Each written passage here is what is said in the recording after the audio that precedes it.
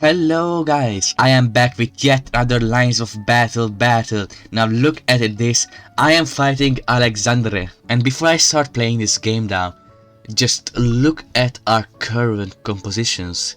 This is almost a symmetrical battle. I'm not speaking of the formations, I'm speaking of the units themselves. Our cavalry is basically identical.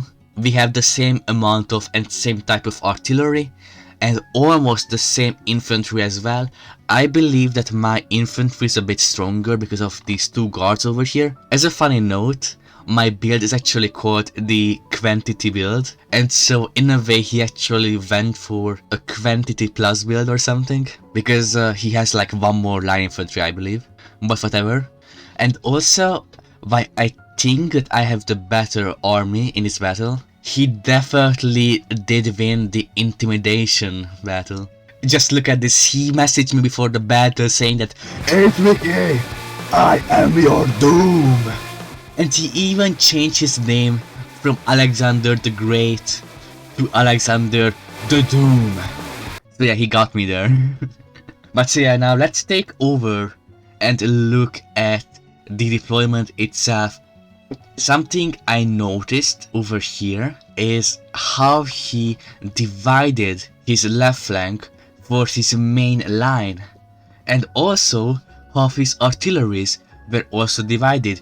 Now, I am a big fan of the defeat in detail in lines of battle, so I was looking at this hill. It provides a natural barrier for my troops to hide against his artillery. Now look, his artillery over here cannot effectively shoot beyond this line, while his artillery over here cannot effectively shoot, like, let's say, behind this line.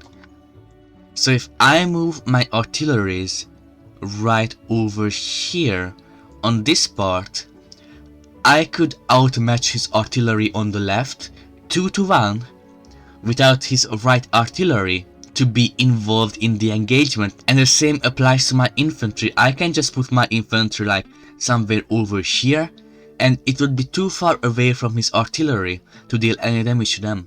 So just right after the deployment was made, I have decided that I would try to exploit anything on the left to try to defeat his forces on the left first and then turn onto the right. Now, what is so special about the left that I could use to my advantage, you might ask?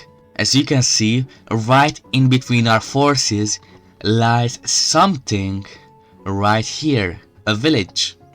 If I was able to move my troops into there through heavy artillery bombardment from his two artilleries, I could get into a safe spot from which I can exert a great threat to his lines. And what advice had I given for when there is something beneficial right in between your lines that you want to capture before your enemy can? That's right, it is moving in with your cavalry. So that is what I will do. I move in with my cavalry, forcing him to pull back away from the village right on top of this hill ridge over here. So now I will move some of my infantries into the village, while I will continue creating some threats behind his flanks. I have the similar plans with my other cavalry. I will just get behind his lines and I will just create some threats over there. And so let's just play this. I will eventually pull back due to heavy artillery barrage, and now I will just turn around behind his ranks to outflank him. Now my infantry goes in to occupy the village. As you can see, they took a heavy artillery barrage, but now they are in their safe spot. It will be very hard to weaken them from now on. As you know, the building's terrain reduces projectile damage by 80%, which means that he will be only able to damage me ever so slightly each turn, while every time that he shoots at my troops in the town, I am able to shoot at his troops further away and deal full damage to their troops. In the meanwhile, you can see how I'm preparing for the next step of my plan, and I am moving in with some more troops on the left flank. And now my cavalry also moves deeper behind enemy lines. He actually pulls back a bit, as he fears that if he stayed over here, I could have sandwiched him in between my lines. So he pulled back a bit, hoping to defeat me in detail if I was to charge with my cavalry into his lines. And at the same time, worryingly, he has some threats against me. First of all, the more obvious one is how he plans to attack at my own artillery. If this succeeds, that would be devastating. But I can garrison my artillery, so I'm not that worried about that. However, there is another threat on the left, and it is right over here. He could clash into my weakened unit, hoping to be able to rout that unit, and then he can also occupy a part of the town, and he might just push me out eventually. So you know how to respond against these. Obviously over here I will just create some garrisons, and right over here I will actually try to rotate the troops out somehow like this.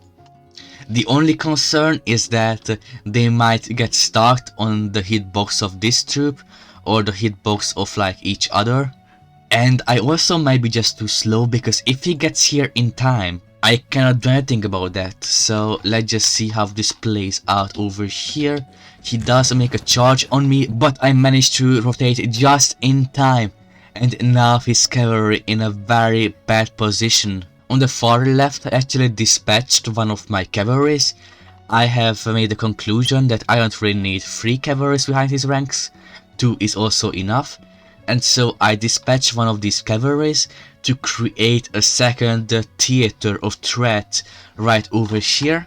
And my plan right now is to make him look out for cavalry attacks, not only over here behind his lines, but also over here in front of his lines. So that's about that. And over here at the center, you can see some very nicely done garrisoning. He does break through my first guard, but then I managed to stop him once again for a second time. I managed to destroy one of his cavalries, and I am chasing after his another one. And I have similar achievements on the left as well. As you can see, I am weakening that cavalry down very much. Now I'm going after his artillery, and I'm also distracting 2 of his cavalries with only one of my cavalry. As a negative point on myself, these cavalries right over here are very inactive right now.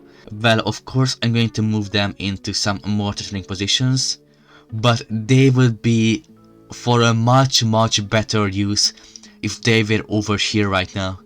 But yeah, unfortunately it is not the case right now, so I would have to make this work this way.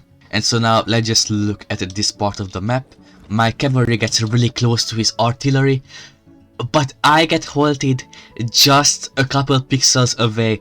Now this may have been my fault, to be fair. I should have attacked his artillery in a different route. Like if I was to go somewhere like this, I would have gotten to his artillery and I would have dealt some massive damage to it, but I get halted by the light infantry, and now I cannot do anything. Look, my cavalry gets worn down and I can't even touch his artillery. It was a terrible sacrifice from me. At the same time, his other cavalry also managed to get away from my guard, and so I can't do anything over there as well now. Well, actually I could have moved my artilleries over here on this hill and quickly shoot down his cavalry over here, but so my whole plan relies on me defeating his artillery on the left first and then moving on to the right.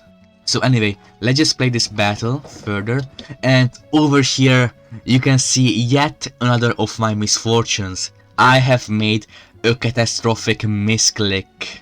I was meant to shoot at his troops over here, but instead I charged out of the town. That was terrible. I don't know what to say about it. I have nothing to say about this, because just look at this. I am going to lose 2 infantry units due to a single misclick in this battle. Now on the bright side, I did manage to disable his artillery at last, but I just cannot take advantage of his weakened lines on the left right now, because I lost 2 of my infantries. Look, this one is also about to ride. There you go. I have lost 2 infantries due to a single misclick. Now also one more thing. You can see how the cost of me disabling his artillery was that I lost 3 of my own cavalries. That isn't a good thing usually. And in fact, now he has a chance of chasing down these cavalry units all the way to the edge of the map, where they are able to push them off and disabling them for the rest of the battle.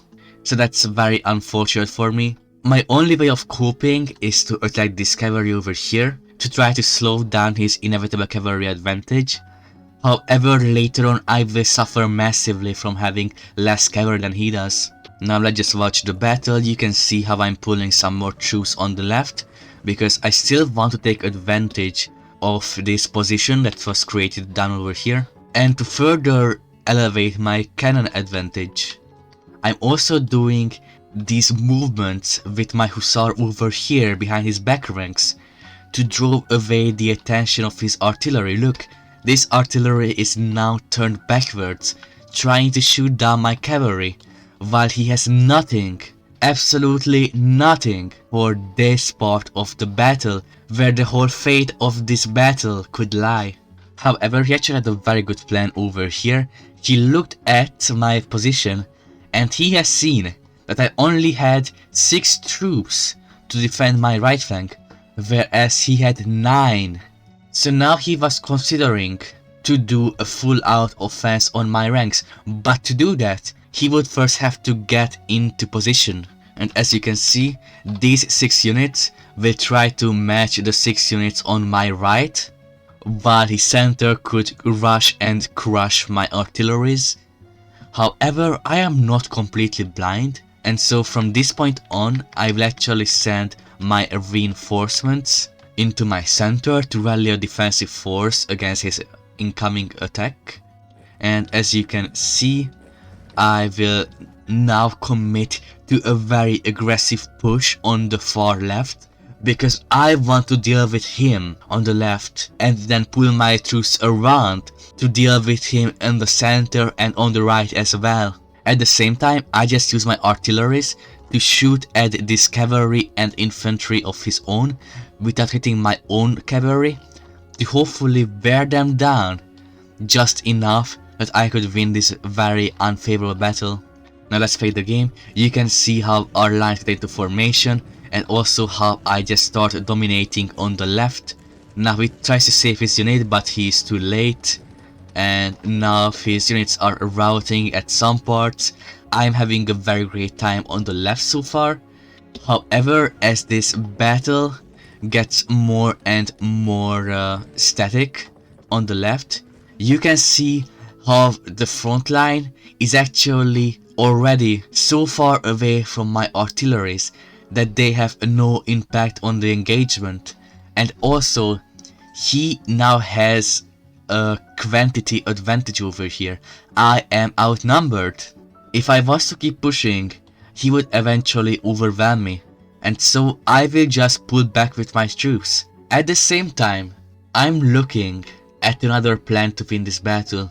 Now this idea is actually a very great idea. I will try to explain it the best I possibly can. Now you can see how right now he still has only 9 troops on the center and on the right. However, I actually have 10. So my plan is to get 4 of my infantries as well as my cavalry right over here to charge down his center over here. I will further move my artilleries into a position where they could also provide support for the center offensive. Now, why do I want to crush his center so badly? Well, first of all, they are vulnerable. But second of all, I want you to notice something else over here. Remember when I talked about how his artillery over here can only provide fire support north of this line kinda? My plan, as you see, is to create a so threatening attack at his center that I could force his flank on the right to commit into an offensive against my own right flank. Because at that point, I will just use my artillery to wear him down ever so slowly. Now why would he attack, you might ask? Well, he cannot just watch while his teammates die, so he either has to move over here to reinforce the battle in the center, on which point I could just flank him with my own troops from behind, as well as I could also put some of my own troops directly on the center as well. Or he has to create a threat of his own that could hopefully, in his opinion, make me want to decommit from the center engagement. He wants to put me in a defensive position where I would hold out for long enough for his cavalry on the left to arrive to the rest of the battle. However, if I'm just quick enough, and if I can just break his center quickly enough, he will be helpless on the right and on the left as well. Winning the center could be the key to winning this battle. Now at this point, I have a very slight advantage overall casualty wise. Yet I know that I need to do something big to win this battle, because the current position is not enough. So as you can see, I will start with my advance, and he gets squared really quickly. Look, now he's charging after my cavalry, trying to strike him down as soon as he gets to the cannons, plus he now falls into my trap. At this point I am not exactly sure whether he wants to reinforce the center or to attack my lines on the right, so just to be sure I just move closer with my own infantry as well, forcing him to fight on the right. And as you can see, the conditions of battle are now flat. This battle will have 2 decisive engagements, and whoever wins the center wins the battle. The question now remains, can my infantry crush his center before his cavalry would arrive to save his troops? And let's see the answer to that question. Now he pulls back into a very decisive line, and I managed to flank behind his lines, attacking his cannon, and now his cannon is only at half ahead. Look at this, I am encircling his troops. I am dealing some massive damage to them. At the same time, I have managed to weaken his center over here very badly, because now you see my plan is that if I am able to break over here in the center, then I could flank around and encircle both of these parts of his right flank, and I could deal a devastating defeat to him over there. But now all eyes remain on the center. I am still crushing his infantry, but now his cavalry arrived and they are sadly defeating my infantries. And yet the battle is not over. He is now pushing on the left as well, because I have withdrew my troops earlier in favor of picking a position closer to my own artillery, where I could deal more fire damage on his troops. And so, as you can now see, there are 2 decisive battles going on now. The battle on the right, where I still try to break through his flanks, and the assault on my center, where I am heavily outnumbered, but I have a very strong artillery advantage. So the question remains if I can win over here. But before we reveal this answer, I have actually recorded this video earlier as well. In fact, I have talked about this game on recording the very same time I was playing it. However, you might still be able to hear it in my voice, but I had a throat infection lately, so I wasn't able to record videos because I could only record a very poor quality audio. And yet I want to thank you for being an amazing community.